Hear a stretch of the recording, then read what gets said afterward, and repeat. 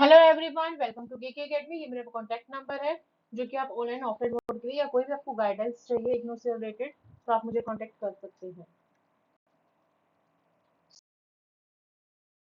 So let's start our new topic, that is meaning of learning. Learning is a modification of behaviour as a result of experience.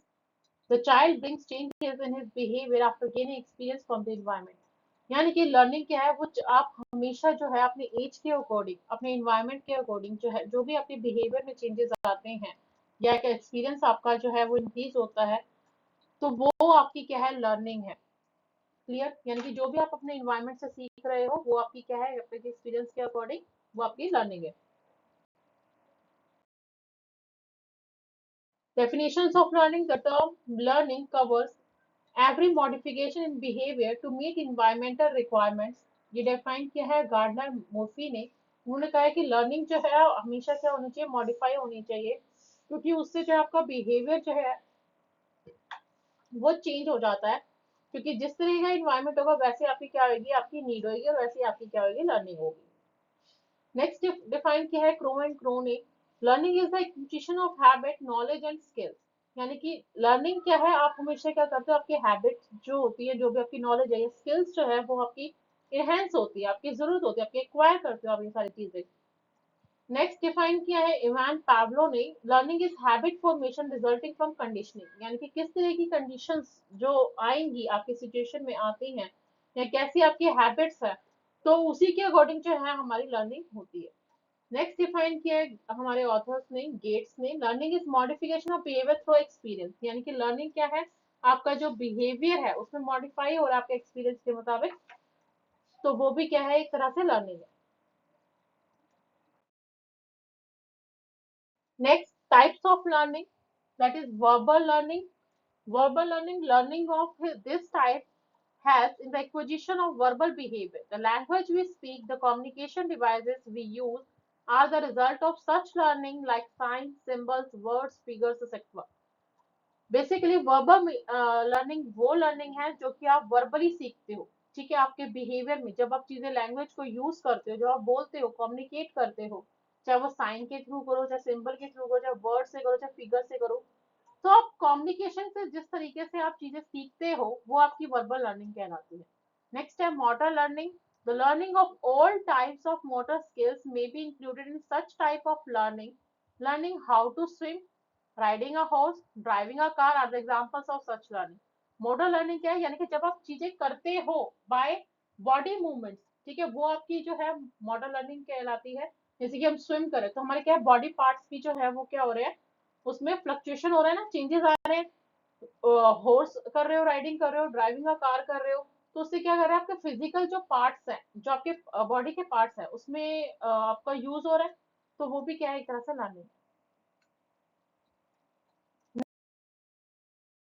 Next, concept learning. A concept in the form of a mental image denotes a generalized idea about the things, persons or events.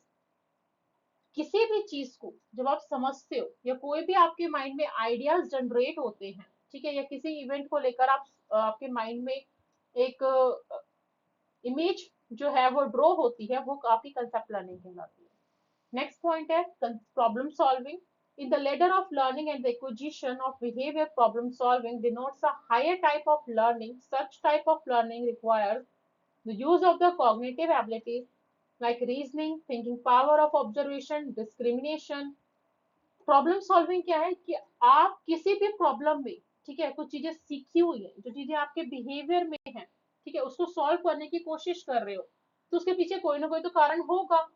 कुछ ना कुछ तो आपने observe किया होगा ना, या कहीं ना कहीं पे डिस्क्रिमिनेशन देखा होगा किसी भी चीज में, दो चीजों में। तो वो थिंकिंग जो आप डेवलप कर रहे हो वो आपकी प्रॉब्लम सॉल्विंग स्किल्स है, लर्निंग है। नेक्स्ट है serial learning. Serial learning consists of such learning material that exhibit some sequential और serial order। यानी कि अगर वो सीक्वेंस की में चल रहा है, वन बाय वन स्टेप चल रहा है, तो वो भी क्या है, आपकी लर्निंग है।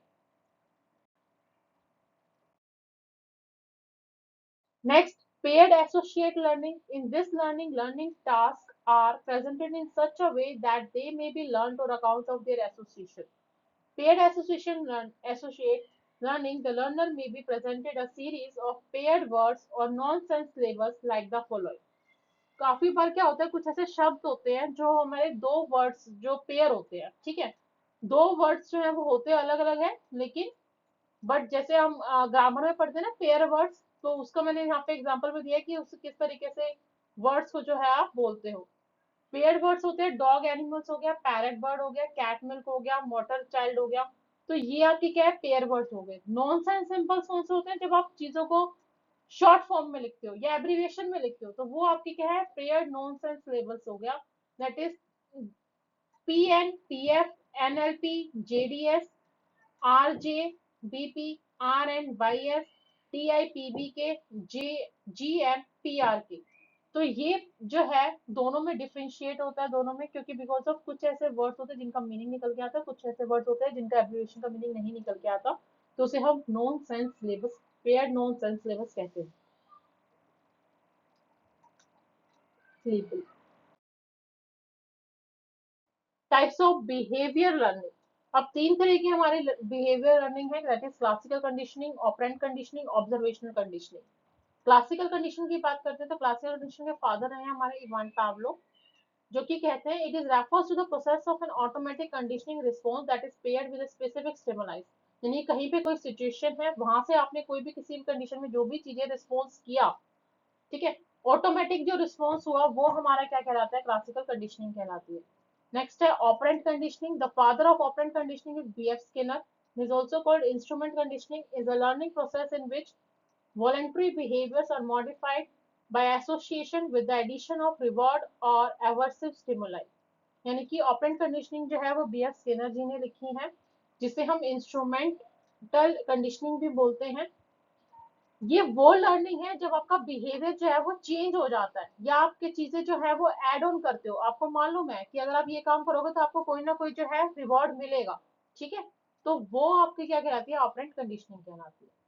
Next, observational conditioning. The father of observational conditioning is Albert Bandura. It is learning that occurs through observing the behavior of others.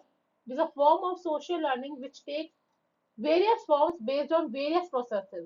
यानी कि एल्बर्ट बंडूरा ने जो है वो ऑब्जर्वेशनल कंडीशनिंग जो है लिखी है, उन्होंने कहा है कि जो भी चीजें हम ऑब्जर्व करते हैं, बिहेवियर में जो भी चेंजेस आते हैं, ये सोसाइटी में हम जो चीजें सीखते हैं सोसाइटी के द्वारा, तो अलग अलग प्रोसेसेस होते हैं, तो जहां पे भी हम सीख रहे हैं चीजों को और चेंजेस ला रहे हैं अपने अंदर, तो वो हमारी क्या ऑब्जर्वेशनल कंडीशनिंग है।